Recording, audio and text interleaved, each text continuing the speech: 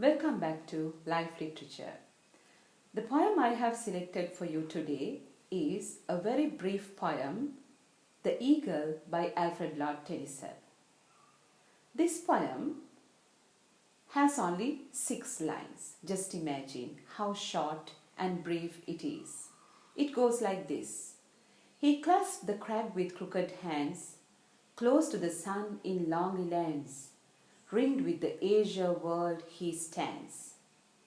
The wrinkled sea beneath him crawls, he watches from his mountain walls, and like a thunderbolt he falls. That's it. So, this beautiful, fine imagery of an eagle on a mountain top has been the element of Alfred Lord Tennyson's short poem. Alfred Lord Tennyson had lived during the Victorian era of England, the era in which the Queen Victoria had reigned. He had been actually the poet laureate, the royal poet. He was honoured for his masterly skills of writing poetry in that manner by the Queen herself. And he is considered as the youthful master of rhyme, metre, imagery and brilliance during that era. So we'll see how Lord Tennyson had viewed this eagle which had perched on a mountain top. This is a first-hand experience the poet had got because he had been a nature lover throughout his life. He had frequented a mountain range called Pyrenees Mountain Range, which was in the border of France and Spain. So in this scenic mountain range, there had been a lot of predatory birds like eagles, vultures, rafters, predatory birds, the birds who live on the flesh of other animals. So he had been fascinated with these beautiful, majestic birds, and this is how he had penned down his fascination over the beauty of nature. So we'll try to analyze this poem line by line. As I told you earlier, this 6-lined poem is divided basically into 2 parts, the first stanza and the second stanza. If you have a closer look at these stanzas, you will see that in each stanza there are only 3 lines. So if there are 3 lines in a stanza, there's a special name for that type of a stanza. We call it a tercet. Therefore, this poem consists of 2 tercets. There are 2 tercets in this poem. So if you look at the rhyming pattern of these 2 tercets, you will see that there is a beautiful regular rhyming pattern. How to find out this rhyming pattern?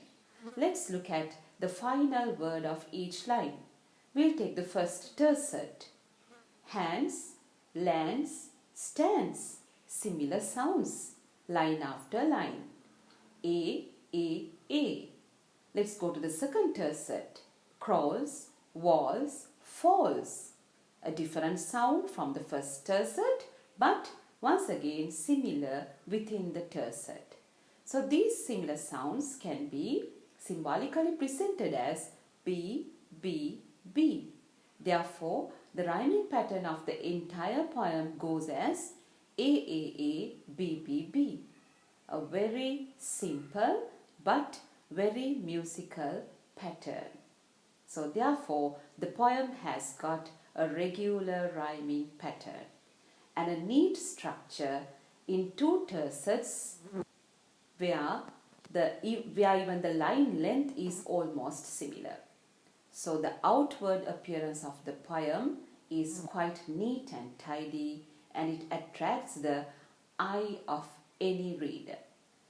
So from the outer structure, we'll try to delve deep into the idea presented by the poet through this poem. First, we'll take the first tercet. How does the poet start the poem?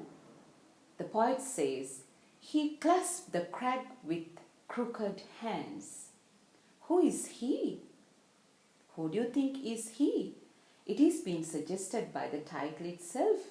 How does the title go? The eagle. Then who should be he?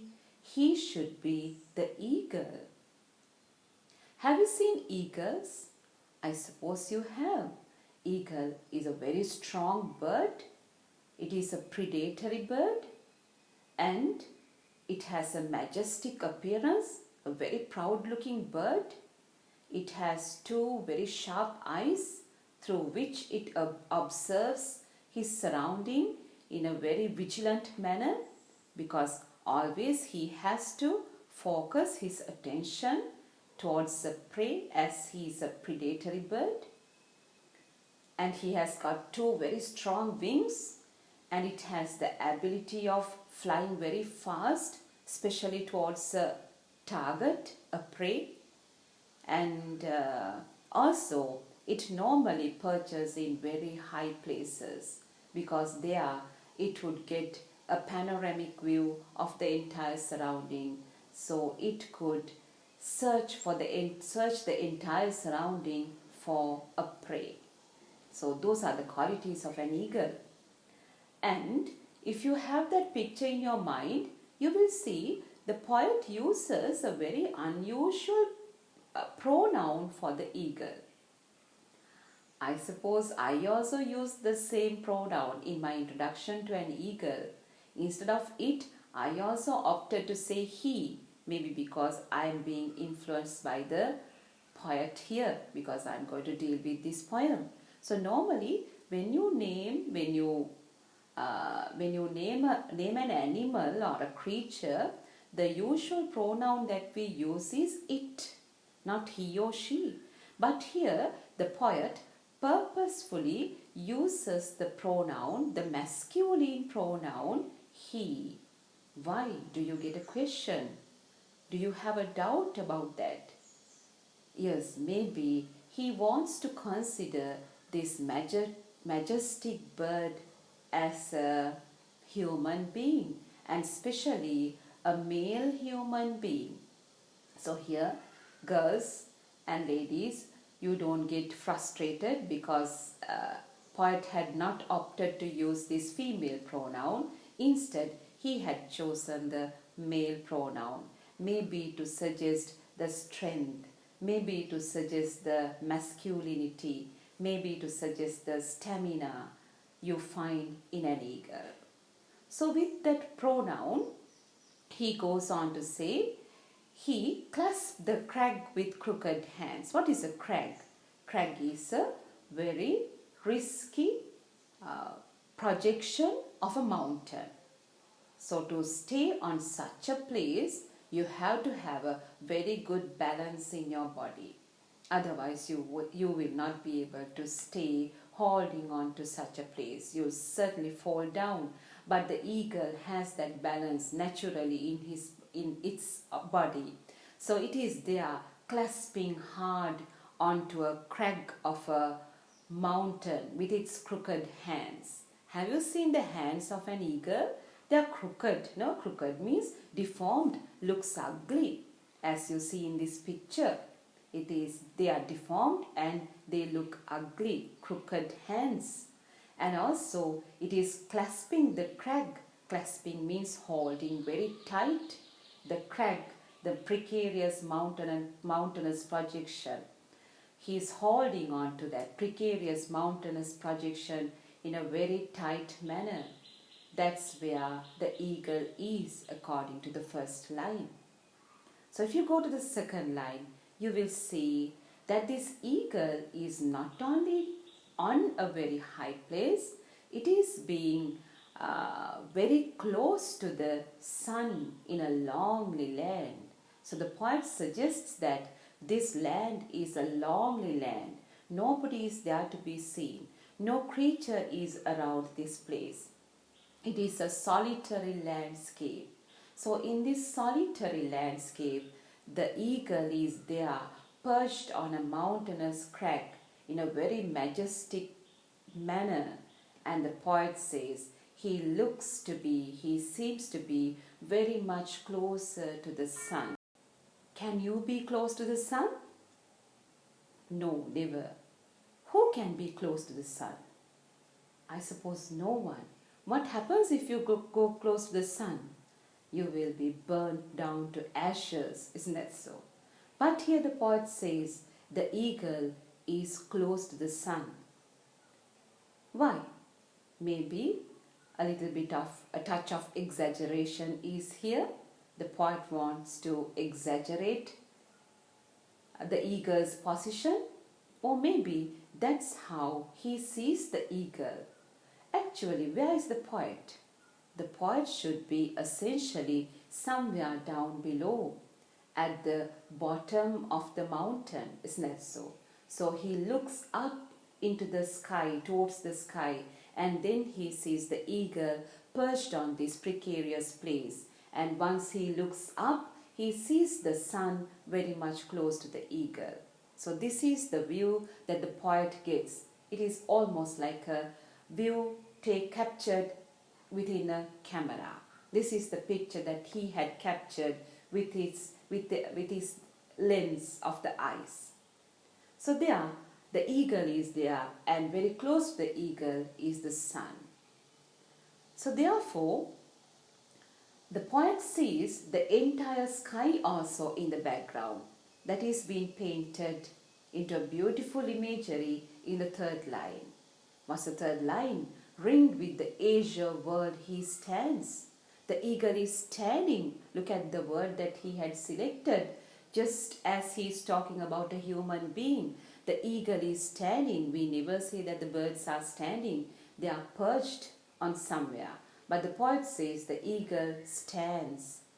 And an azure world is there like a ring surrounding him. What is an azure world? Azure is a deep blue color. So there is a world around him of deep blue color. What is this deep blue color world that is there surrounding him? Certainly it should be the sky, isn't it so? So the eagle is surrounded by the sky, deep blue sky. So look at this picture. The eagle is there majestically perched on a very dangerous position, and the sun is just there glowing red, and the sky, the blue color is there just like a ring around him. What kind of an image is created in your mind through this picture? I, of course, see a godlike image here. To my mind, I get a picture of a godlike image of a bird. This bird is not just a bird. I feel that the bird is just like a god. What do you call that? How do you say that in a better manner? The eagle is being deified by the poet. The eagle is given a divine quality by the poet. The eagle is more like a god this time. Earlier, through the first line, the eagle is created or transformed into a human being with that masculine pronoun he. And within the second and the third lines, through the visual imagery that is being surrounded by him, the eagle is being transformed to a more godlike image. First, it is humanized, and secondly, it is deified. Such a wonderful way of presenting an image of a bird. So let's go to the second tercet. What does the poet say in the second tercet? I'm going to keep the first line of the second tercet aside for a moment, and I would like to start with the second line of the second tercet. What is the second line? He watches from his mountain walls. Here, what do you think is the most important word in this line? Yes, have you guessed? I feel the most important word in this second line is this possessive pronoun his. The poet says this mountainous wall belongs to the eagle. This is his mountainous wall. What is this mountain? The mountain is where the bird is perched on. And also I see a very important another word also in this line. Can you guess what it is? It is the word walls. So why does the poet call this mountain as a wall? Not without a purpose. There is a very big idea behind this word walls. A wall is a kind of a protection. We construct a wall to give somebody or something a kind of a protection. So here the mountain for the poet, in the eye of the poet, is seen as a massive wall, a massive strong wall, which is being surrounded by the entire environment of this lonely landscape. So this massive wall, the massive mountainous wall, may be just like a protective wall which is covering or which is protecting a kind of a citadel or a fortress. So here, that is the image I get in my mind with this word walls. So if this is a kind of a citadel, or if this is a fortress, if this is a protective wall surrounding a city, then this wall belongs to the eagle. That means the eagle is the sole authority of this place. The eagle is the owner of this place, or else, in another word, another simpler word, the eagle is the king of this place. It has the entire power of this area. So therefore, within this line, what had the poet done? The poet had given a royal quality to the eagle. The eagle is the king. The eagle is the emperor, or the eagle is the chieftain. So here, the eagle is made royal by the poet. Look at these transformations that he's been given, he's been attributing to the eagle, just a bird. First, the eagle is made a human being by the word he. Secondly, the eagle is made a god by that imagery he had created. And thirdly, the eagle is made a king, a royal figure by the pronoun, possessive pronoun, his, and the mountainous wall idea. Fascinating, isn't that so? So eagle is not just a mere bird, a man, a deity, and a royal figure. Now, I would like to go back to the first line of the second tercet. So there the poet says, the wrinkled sea beneath him crawls. Here the poet takes another visual image of this vicinity, of this surrounding. He is talking about the sea beneath the mountain. So underneath the mountain, just below the mountain, there is the sea. And the poet says, beneath the eagle, the sea is crawling. And what sort of a sea is there? What is the adjective that the poet is using to describe the sea? It is a wrinkled sea. What sort of an image do you get into your mind by these two words, crawling and wrinkled? So wrinkles reminds us of an old person's skin. Have you seen the skin of an old man or a woman? The skin is wrinkled. So it is a kind of a symbolic representation of weakness, physical weakness, because wrinkles are more attached to old people. And the other one, crawling is a baby's action. So baby, an infant, is once again a symbolic representation of weakness. Physically, a baby is weak, and also at the same time, physically, an old man is also weak.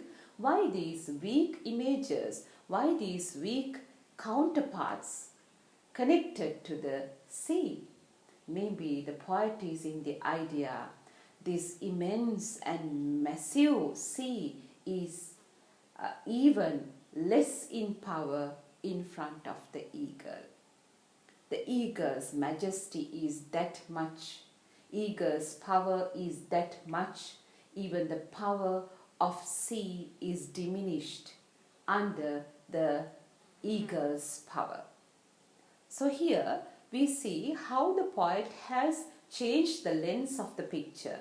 In the first stanza, the poet has the lens from down below to high above. And now the sea is seen through the eyes of the eagle. Maybe this suggests the distance also. From a very higher position, the eagle is looking down, and this is how the eagle sees the sea from a very far away point. It suggests the distance also. That's why the movements of the sea, the ripples, the waves of the sea seem to be very slow. Anyway, even if that is the case, if that is the truth about this viewpoint, the poet is trying to suggest something about the power, the contest of power between sea and the eagle.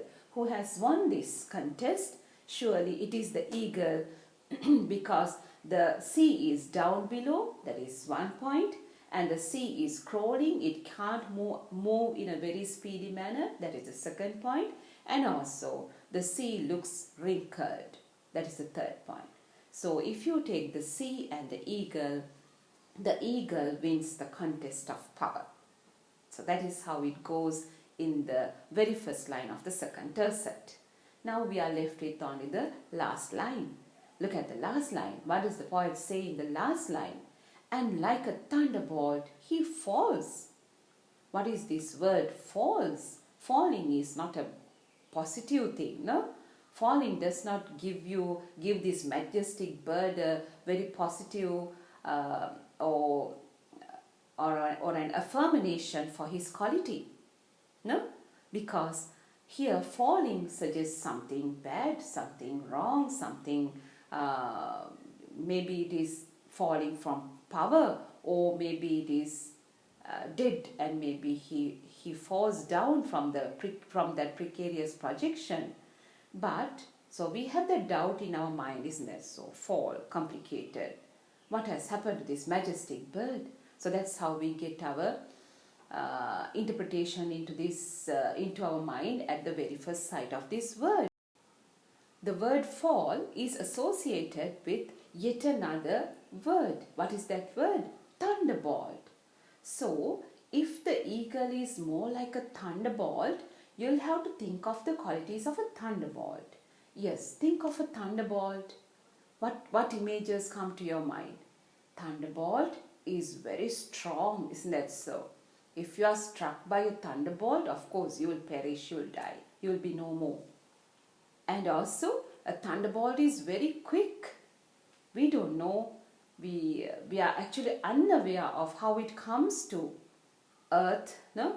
Because it comes in a wink of an eye.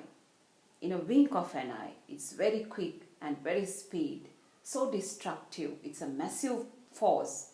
It can kill people, it can kill animals, it can destroy all these trees and everything if they are hit by thunderbolts. It's that much destructive. So if the eagle is coming down just like a thunderbolt, can it be dead? Can it be falling down from its power? No way, it can't be. Then we have to find out why had the poet used this word falls. Maybe to indicate his or the eagle's darting down towards the sea. Why had the eagle jumped into the air and come down in an arrowhead speed, in an arrow speed? Why? Maybe to catch a prey, just to spread his power, just to use his power in front of other creatures within this environment.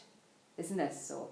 So this idea of the thunderbolt enhances the power of the eagle. It is so speed, it is so strong, and it is so destructive. That's what the poet wants to tell us. So that's how it ends the poem. So now I have given you the basic idea of the poem. What have we just collected? What information have we just collected?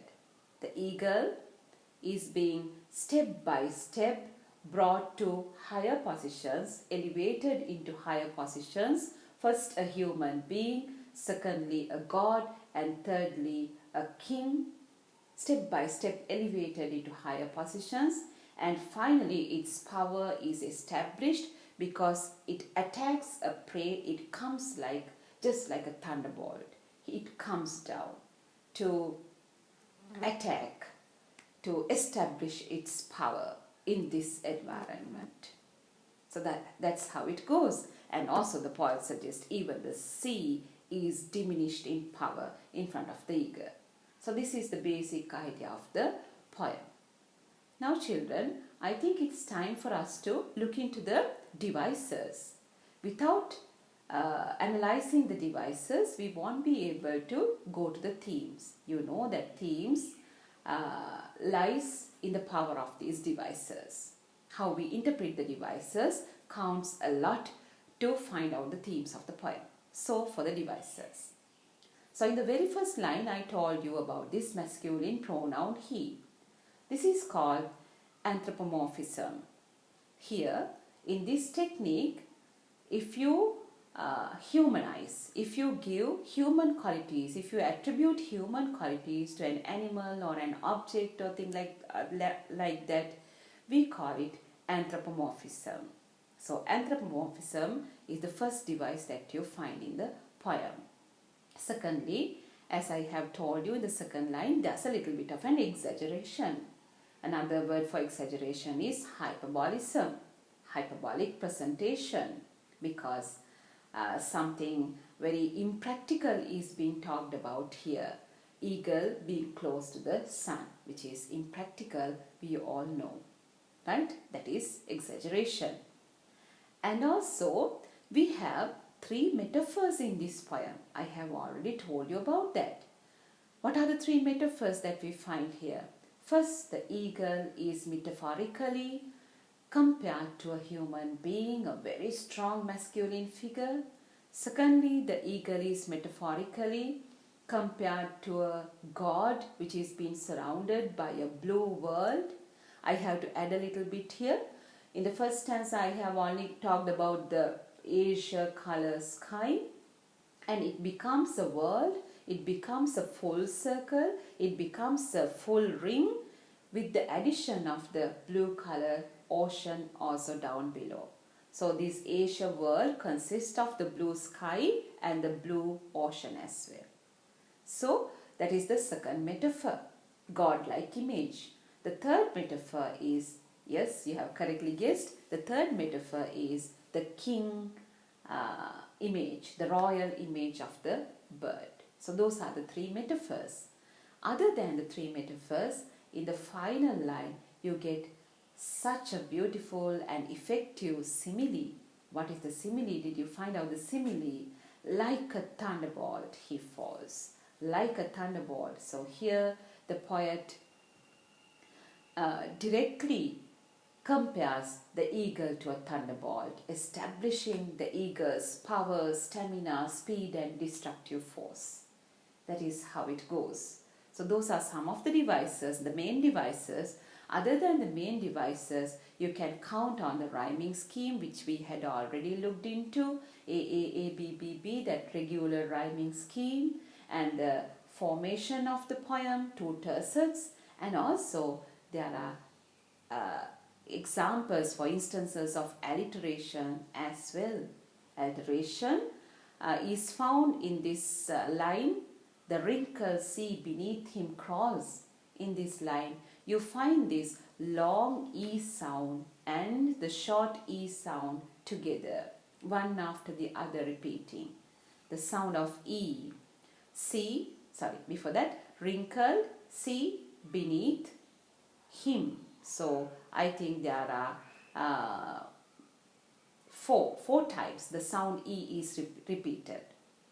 So this sound, the repetition of the E sound, suggests the eeriness of the environment, because this is a solitary environment, a solitary landscape. Nobody seemed to be there. It is it is quite a majestic picture. But anyway, the solitude is there, entrenched. So maybe that eeriness is suggested there. So that alliteration, the device alliteration is also seen here. So those are the devices that we come across in this poem. Let's move on to the themes. What do you think are the themes here? To describe the themes, I can show you three aspects of this poem. On one hand, the poet is deliberately elaborating the beauty of nature. This is such a beautiful painting of nature that he presents through this very short poem. He talks about the majestic beauty of the bird. He talks about this beautiful environment, such a precarious mountainous range, a very tall place. On the summit of this mountain, the eagle is perched in a very majestic, glorious manner. And the sky so beautiful, azure in color, and the sun shining gloriously near the eagle, in par with the eagle, the shining of the sun, and down below the slow moving sea, once again azure in color, deep blue color sea with very slow moving waves, light ripples which suggest the wrinkles, and nobody, nothing to be seen around, no one to be seen around, just the eagle and this beautiful panoramic view of the environment. This is the beautiful scenery that the poet is painting, the beauty of nature. That is one theme. Also, secondly, he emphasizes on the power of the eagle as well. If the eagle can be considered a man, in an indirect manner, the poet is talking about power of some glorious people also. By this time we get into our mind, we remember so many powerful people who had ruled our country, not only our country, who had ruled this world. So many powerful people had been there. To name a few, some of the names that come to my mind at this point: Abraham Lincoln, one of the greatest leaders of America. And if you go back to more historical times, Alexander the Great conqueror. Then if you come down to these Asian countries, Ashoka, another great emperor. And if you come to more recent times, Barack Obama in America, Saddam Hussein in this Arabic side, Saddam Hussein. So some of the great leaders who had established, who had kept benchmarks in the areas, in the countries that they had ruled. So if you think about these glorious leaders, all of them had stepped down. Either they had stepped down willingly, or they were made to step down from their power. All of them had stepped down from their power. What does it say about power? Power is not permanent. Whatever the power you have, whatever the power you achieve, it is not permanent. It is such an impermanent thing. You can never be the most powerful in the world. Why? Because there can be so many others who will come after you. Because nobody is actually irreplaceable. Nobody is irreplaceable. There are people who would come after you. That's how the world goes. That's how nature works. So the falling, can you remember we were talking about that word falling? So fall establishes, the fall of the eagle establishes this marvelous idea, this marvelous philosophy of nature and life. Nobody can ever be crowned. Everybody has a time to step down from their power, because there would be other replacements, representatives. So that is the second idea, power and impermanency of power. That is the second theme. And thirdly, the most beautiful theme comes.